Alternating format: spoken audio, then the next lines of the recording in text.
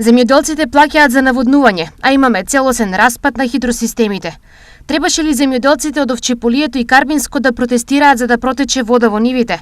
Прашува Ѓорги Каракашев, председател на Националната земјоделска мрежа. Стопанските предпријатија значи не склучуваат договори со водокористителите, што е законска обврска, уште со почетокот на сезоната за водоснабдување, затоа што не склучува за да се оградат од одговорност. Како што е сега моментално ситуацијата, да речеме, со Овчеполе, со дело од Карбинци, општина Карбинци, па и во други производни региони. Немаме редовно водоснабдување, така да имаме големи, огромни штети по земјоделските култури, посеви. Според Каракашев, земјоделците се хероите на оваа земја, а што се случува со нивното здравје на овие температури не зборува никој.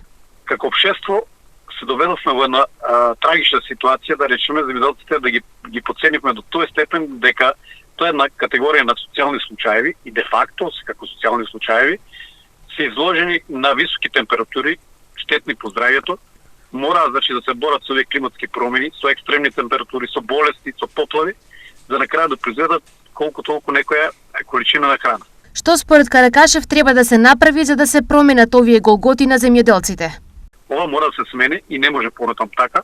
Значи мора земјоделецот си го добие тоа што го заслужува. Да биде поштуван граѓанин, да работи достојствено, да биде вреднуван неговиот труд. Во спротивно, ние ќе бидеме осудени на пропаст и како држава, и како граѓани, и како земјоделци.